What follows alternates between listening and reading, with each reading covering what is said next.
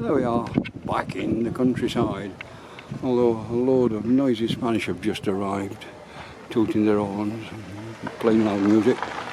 There's Jen. Hey, good morning, Jen. Morning. Morning, there we are. First time up in the mountains in the altered van. Anyway, I'm off for an hour and a half's walk and I'll video it on the way back. So, we're off. It appears you can't get away from the noisy sounds even when you're up here. It's the noisy Spanish now, tooting their horns, coming for a party in the park. Thought we'd left all that lot down in Los Cristianos, but at least it's quiet, and it'll get quieter as I walk around. So we'll find our way. Short 1.5 hour walk, and it's a beautiful day. Well, there we are, silence at last. The only thing you can hear are my footfall, and it smells beautiful. I missed 6 months of not being up here. Pretty awful having to live with the tourists all the time. I was going to walk from the water tower, but I thought I'd come round, see if the pink and purple flowers have been and gone since I haven't been about. The last probably 3 months. They've probably flowered already and died back, but I thought I'd walk this way. You can't see them from the top really. Down here there's a much better chance of seeing them. And in a second I'll come around this corner.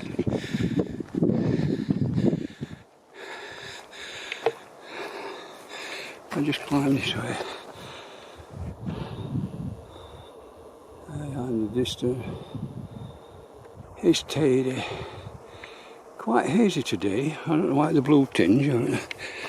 Whether the blue, the white balance has gone on this, I don't know. We'll find out later. Right, out into the open. I'm going to drop down. The foresters did a good job of clearing this place. There's not a lot of pine needles causing a fire hazard, so oops, a daisy. I'm going to have to use a stick. It looks as though the thistle flowers have just about finished. You can see there's still a few there. We've got a lot of weeds coming up. Oh no, they're the thistles. Oh, interesting. I've never seen that before. Still a lot there. Well, here we are. I can either take the bottom one down that way or the top one that way. The last two I've been down the bottom, and this is shorter, and Jen does have an appointment for wound dressings this afternoon, so we've got to be back for that. So we go this way this time, and it's a bit shadier, so quite pleasant. Well, it is a bit warm up here, and I forgot my normal hat, so I've got the one that Jamie gave me. It's a bit big, but it does keep the sun off me, and keeps me a bit cooler.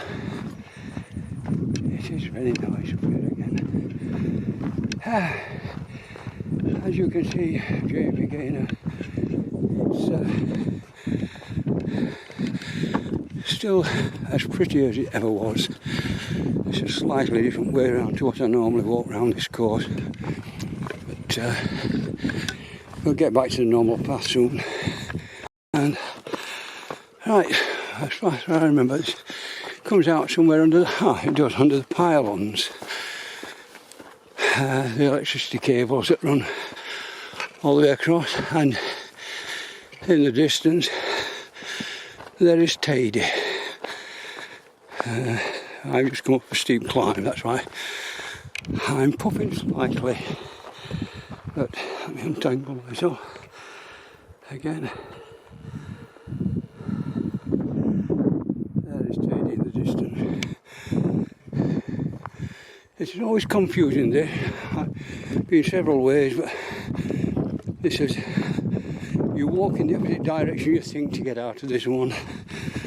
You walk away from the path you think you're going on. But it will join the path upwards in a minute. And there's a much better view of Tady now. It really is a very nice day today for looking at the countryside. Pico Bianco at the side of it, and the forest of course in front of it. This is one of the nice walks. The purple flowers, the first one I've seen, and as I thought, they are dying. I missed them by a few weeks. Never mind, there are other things to see. I just had a quick look at the GPS, I'm fine. For those that saw all the things about people getting lost and presumably not surviving being out here, I'm walking in an area where there is shade. I'm walking in the shade. I carry water, first aid kit, satellite link for emergency, and a walkie-talkie, as well as something that monitors my heart rate and oxygen saturation in my blood, as well as a full set of waterproofs and survival blankets. If you're going walking in mountains in Tenerife, you can't just wander off into the wilderness. You get into bother. You need to have the proper equipment and make sure you're fit enough to walk in these conditions. Walking in England is one thing. Walking above 3,000 feet out here, up and down the mountain, is entirely different and shouldn't be undertaken by people who don't know what they're doing. Right, this is the first turn, first decision. That takes us back down, this takes us up. But I know where this goes. If you want to stay safe, walk downhill, don't walk uphill. Fairly basic kind of assumption, but I know where this goes and I want to walk round this particular path. But in general, the safest way on there would have been straight on.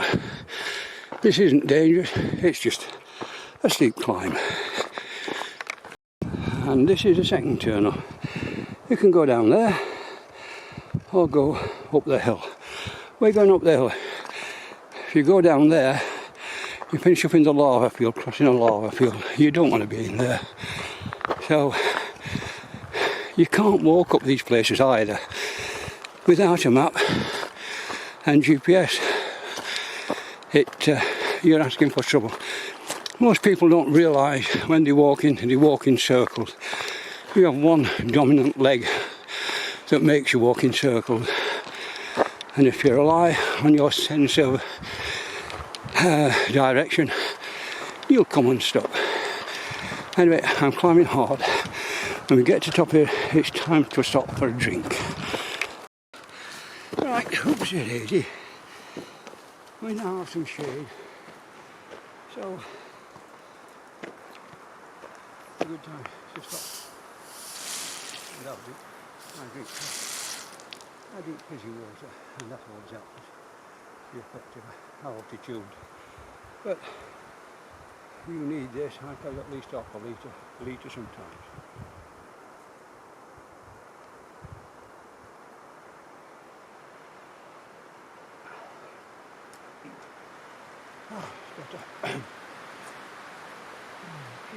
Beautiful as ever up there. They are beginning to dry out now, and the leaves falling off the pine trees. The pine needles are falling.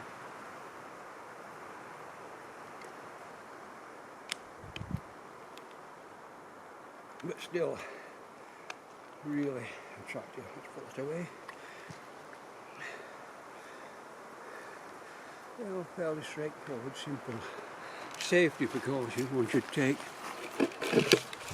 But I'm afraid partly the tourist trade fault. Same people can go walking. We have Masca, they had the Barranco de Inferno, lots of places, but most of them were magnificent views because they were dangerous. So, people have been encouraged to walk in places because of tourism instead of safety. Another alternative route, if I was just having a long walk, I would go down there. That takes you around to the side of Montaña Negra, an extinct volcano that wiped out Garachico. But I'm not, I'm going on a shorter route this time, which is straight up. As you can see, I'm showing you the main turnoffs, but there are turnoffs everywhere. People can wander about, and if they don't know, these small turnoffs aren't on the map. You could get lost and walk in circles in this. It is quite easy. I've seen people with mobile phones trying to phone. I've seen people walking up the mountain with nothing, no gear, and virtually in flip-flops. Crazy thin shoes, no maps, no food, no water, and they have no idea what they're doing. So if you walk here, please be sensible. There is a marker. I'll show you the marker.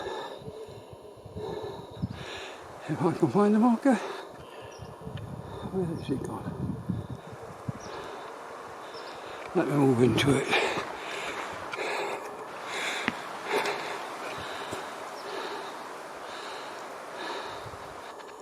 Come back at it. Zoom out. I'll find the marker sooner or later. There we are. That is a sign for the footpath that goes up to Montaña Negra. But as you can see, it's not easy that way. So I've now finished the climb. Some nice person put a cairn there. So I'm going over the top and then back down to finish the walk in a short hour and a half. And we'll just walk over this top and I'll show you what's over the top.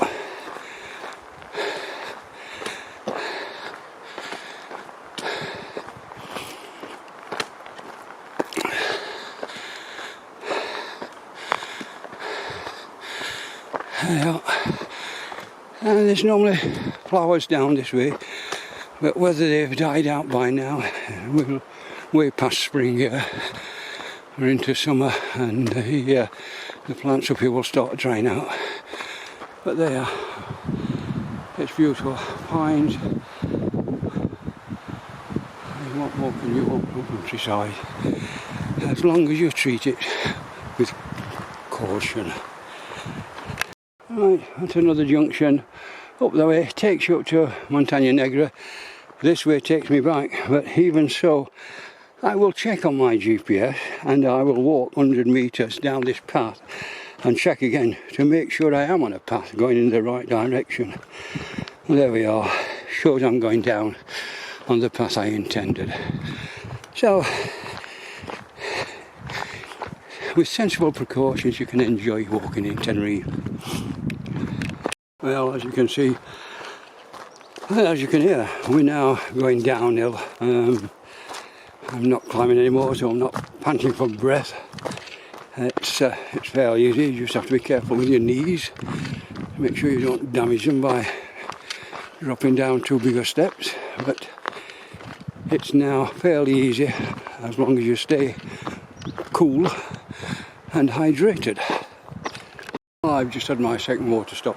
It's interesting. I've taken quarter of a litre of half a bottle of water. I'm carrying half litre bottles.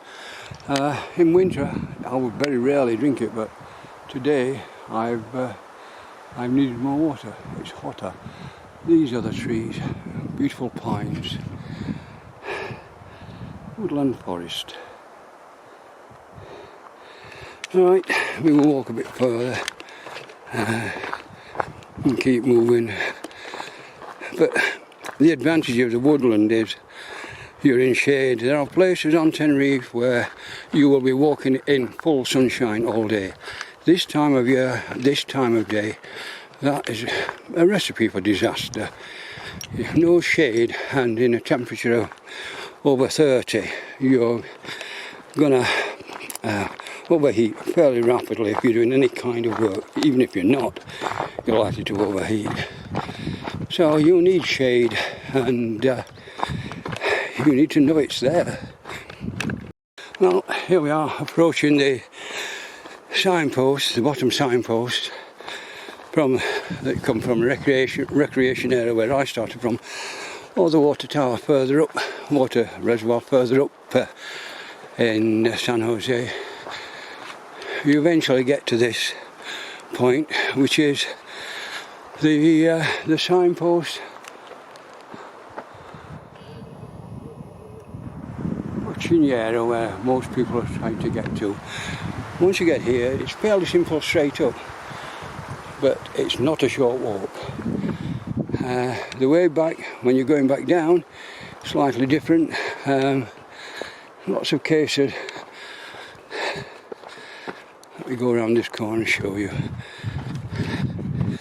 It's straight down there. If you keep going down, you'll finish up on the main road.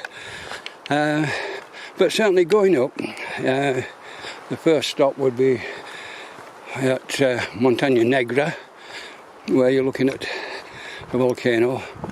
You then climb an equally long distance to Chiñero. If you have to walk that up and down, you're talking over 4 hours, way over 4 hours, and you'll need proper equipment and certainly water and supplies. Now, I'm on the bottom part of Chiñero, and I don't want to be here. I want to be down to the right. The recreation area is over that way, so I'll be turning off this inner line. Well, that path will take us to the water tower end. This one, according to the maps, doesn't take you to the recreation area, but there is a turn off, if you know where it is, that will take you there. But I did once come across a young man trying to phone his mother to find him and pick him up, because he'd got lost out here and he didn't know how to get out. And I was able to point out that if he just followed this track straight down to the bottom, he would come to a main road, so he would be safe anyway. But it shows he was a local person and couldn't find his way out. In spring, when you're down this area, you often find lorries with big pickups behind them, and the locals come out to pick up bedding and food for their animals. The grasses that have grown during winter provide them with some food, and it also gets rid of some of the fire hazards as well. The government in the Canaries have realised that keeping the undergrowth down is a good policy. Last year we had fires because they couldn't control the undergrowth. So now the foresters were out during the winter and spring, cutting back a lot of the undergrowth, which is, you can still see the effects today. It looks a lot better. There's a lot fewer needles about, pine needles, which are one of the causes of fires. And here we are at another turn off. This is a complicated one. You can go down there. That will take us to one path that goes down. But the interesting thing is that there is a path that comes up, and I'll show you where it is. This path goes up there, and you would never know it, but that is an actual path that is marked and it goes back, well, comes up this way, runs parallel to the one I showed you a few minutes ago, but then diverges, and there are two tracks that go, or two paths, woodland paths, that go back to the camping area down at the bottom. So we'll wander down here until we find a turn off. This is nice country wood kind of path. This stretch from where I've just turned off down to the camping area, it really is very attractive for walking, but not on the maps, so you would have to know about this one. There are people who walk this. As you can see, the track is walked, but it isn't one that you'll find in any of the books. As you can see, you do have to be a bit careful at times. There are things that will trip you up. These things, certainly as you get tired towards the end of a walk, these things start to trip you up. You don't lift your feet as high. But as long as you're still aware, then you're okay. The trouble with dehydration and heat stroke is that your concentration disappears rapidly and you become confused. Then you start falling. But there used to be a young woman that used to bring her dogs walking down there on Wednesday. I've not seen her for a few months, but she used to walk on this particular path. She knew this path as well as I did. And here we are. We get through these rocks, going under the electricity pylons and down to the campsite. You have to be careful on your feet around here, as you can see. There's lots of bumps. Sticks are mandatory. That's better. And then we can get back in the shade again. The difference in temperature is quite marked when you walk out of the shade into the sunshine. And that is the end. Oops! As you can see, I'll show you this one. The cross says this is not the path. The path goes up the hill. It isn't a marked path and a recommended path.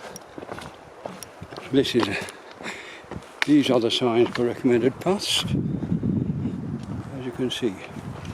But I need to get down to the campsite, which is down here.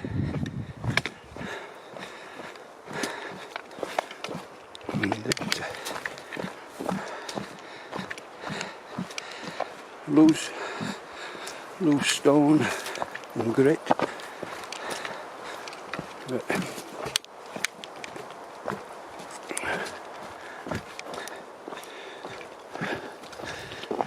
if you're careful and have a stick and the right footwear, it is possible to walk it.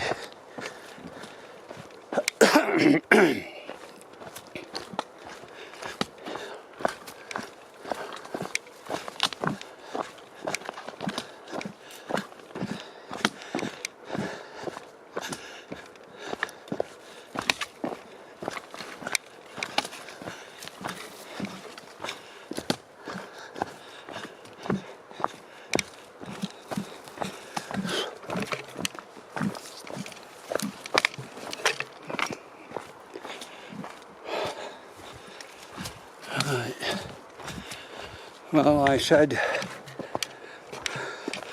to Jen 12 o'clock was the target time. Now let me manoeuvre this. There's two ways around this, both are equally hazardous, should we say. Let's get round it that way.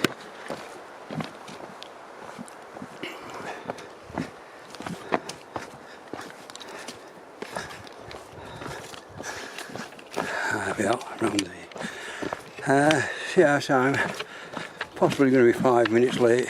That's kind of within my tolerances, plus or minus 5 minutes on the time I normally make, and it's 7 or 8 minutes to 12, so I might actually be on time. We're now coming to the open area which is in the campsite, so it's the actual place I want to be is over there, straight through that lot.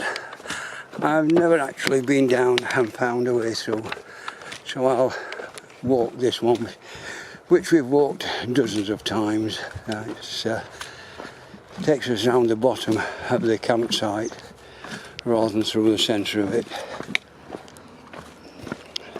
Oops, again. As I said, once you get tired, you start catching your toes.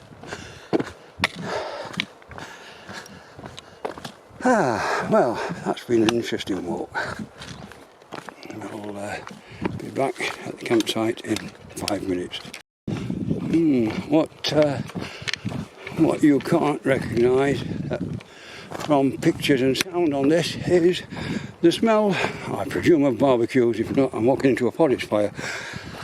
They will be barbecuing their sausages down at the campsite. Recreation. Families come out during the day to enjoy themselves. I'm just taking a bit of a shortcut again. It is becoming a track, this. It isn't a real track, but it is becoming one, because I'm not the only one who knows it, and it takes out some of the ups and downs back to the recreation area. Well, here we are, top of the recreation area. I'll just get my stick into the other hand, and we're walking down this way. You can see the party where the barbecue smoke's coming from. The locals out having a picnic. Oh, tent up there. Not often you see tents. That's tents. So, quite a few people about having picnics. It's surprising. A lot more than I expected at this time of day.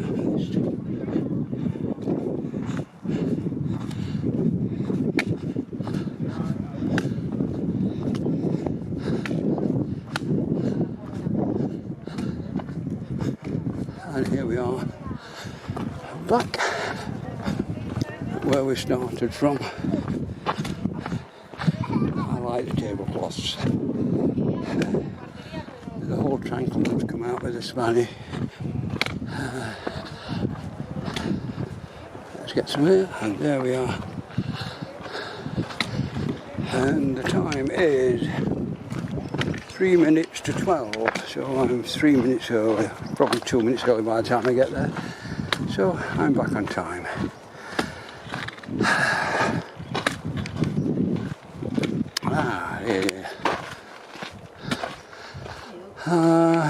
Yep. Oh, let me just switch this off. You enjoyed it? Yes, fine.